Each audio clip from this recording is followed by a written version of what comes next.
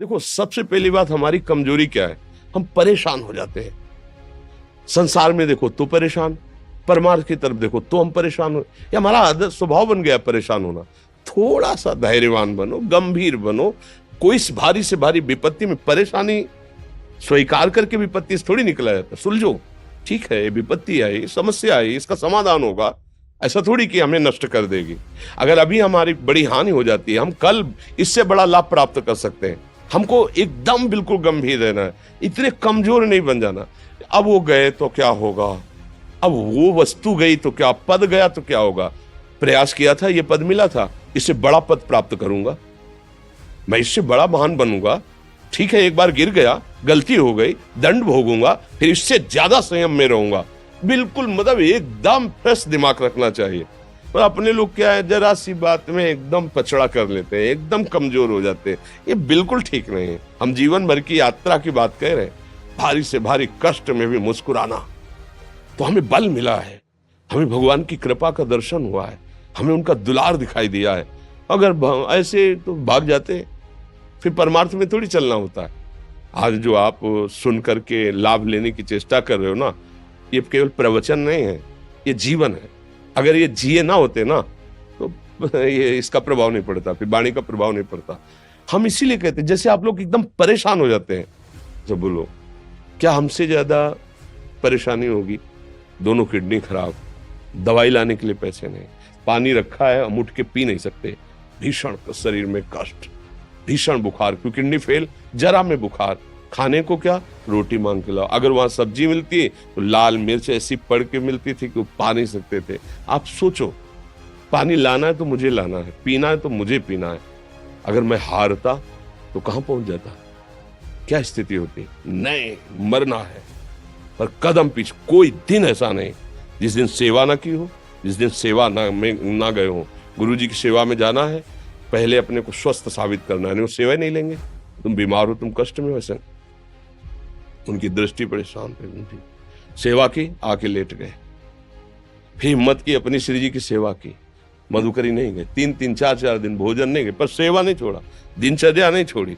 और उसका प्रधान कारण संयम, ब्रह्मचर्य, भगवत आश्रय, नाम जप, कभी हारने नहीं दिया। अभी भी थोड़ी देर बाद डायलिसिस शुरू होगा, हारने, आपको हारे हुए नजर आ रहे हैं। शरीर में पीड़ा है, किडनी फेल है, ऐसा तो हम स्वस्थ बैठे हैं, पीड़ा है, बार बार प्यास लगती है, थोड़ा थोड़ा पानी मिलता है, लेकिन हम आनंदित हैं, हम प्रसन्न हैं। हम लड़ाई में हारे नहीं हैं, ना हारेंगे, हम जीत चुके हैं। हम अपने मालिक के भरोसे में अपना संवाद, तो वो ये हम अपनी बड़ाई नहीं बता रहे, हम आपको बता रहे समस्या। सोचो, तुम्हारे पास तो माँ है, भाई है, बहन है, परिवार है, कोई ना कोई तो है ना।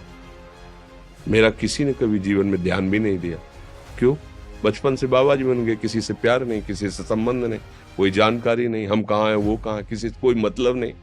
अच्छा, जवान साधु कौन श्रद्धा करे? कभी गांव जाने की हिम्मत नहीं पड़ती कि रोटी मांग ले, पता नहीं लोग क्या सोचेंगे, क्या भावना कर ले। हम दरवाजे पे खड़े हैं, क्या कैसी भाव, जो हमारे सामने आकाश वृत्ति से आया यौवन अवस्था में, वही पाया, अन्यथा भूखे रह गए।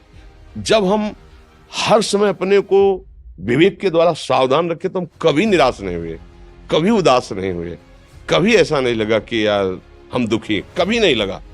उसी का फल है कि उस सुख का संकेत मिल गया जहां दुख की निशानी भी नहीं, वही उसी के बच्चे हो। हम सब उसी धातु से बने हुए हैं। हम इतना क्यों परेशान हो जाते हैं? हम ये देखते हैं, अपने लोग थोड़ी बात बिगड़ गई परेशान, नहीं बिगड़ी तो बिगड़ जाने की संभावना में परेशान है। आज सुख है, लेकिन कल सुख छिन जाएगा, तो हम आज के सुख में सुखी ना होकर कल के दुख की आने की संभावना में हम भयभीत हो। मतलब क्या हमारी सोच रह गई? हमको इतना बलवान बनना है कि सुख और दुख दोनों हमको छू न सके। भारी से भारी सुख की व्यवस्था है तो अहंकार नहीं, हर्षित होकर किसी का अपमान न करे कि हम धनी, हम पदाधिकारी, अमुक। भारी से भारी दुख आया तो हमें किसी के सहयोग की जरूरत नहीं, हम फिर अपने कदम बढ़ाएंगे, हम फिर जुड़ी हुई अपनी भावनाओं को सजाएंगे। मस्त जीवन, एकदम तुम अविनाशी के बच्चे हो। शेर का बच्चा भेड़ों के बीच में फंसकर म्यों म्यों बोल रहा है, बस अगर दहाड़ना सीख जाए तो कोई भी उसे परास्त नहीं कर सकता। ऐसे भगवद अंश, तू प्रपंच में फंसकर अपने को इतना दीन क्यों देख रहा है? तू ऐसा है कि भगवान के दिव्यास्त्र में भी ताकत नहीं तेरे को मार सके। तू अविनाशी का अविनाशी बच्चा है। विनाशी भोगों को, विनाशी शरीर को मैं मान के इतना भयभीत, इतना दुख ठीक नहीं। ये सबके लिए, केवल एक के लिए नहीं। आप समझो, आप लोग सोचते हैं हम गृहस्थ होकर भला ऐसी स्थिति कैसे। जनक जी सुखदेव जी के गुरु हैं और राजा हैं, महल है, रानियां हैं, नौकर है, चाकर। क्या सुखदेव जी जिनके शरीर में लंगोटी भी नहीं है, दिगंबर, परमहंस के गुरु हैं जनक जी जो राजा हैं। समझो, आप ऐसा ना सोचे कि हम नौकरी कर रहे हैं, हम संसार में, हम गृहस्थ हैं, हम आध्यात्मिक की ऊंचाई पर नहीं चढ़ सकते। नहीं, आप एक सरकारी नौकरी या आप किसानी या व्यापार करते हुए आप एक अध्यात्म की ऊंचाई में चढ़ सकते हैं। और अध्यात्म ही है जो तुम्हें इस माया के दुख सुख से ऊपर उठा सकता है। दूसरा, चाहे जितनी संपत्ति आ जाए, आप सुखी नहीं हो सकते। सब देख लो, आंख खोल के देख लो। अध्यात्म ही है जो तुम्हें हर कष्ट सहकर मुस्कुराकर जीने का रास्ता बता देगा कि आप आनंदित हो जाओगे। कुछ नहीं बिगड़ा। अध्यात्म है तो कुछ नहीं बिगड़ा, अध्यात्म नहीं है तो कुछ नहीं बना, कुछ हाथ नहीं लगने वाला।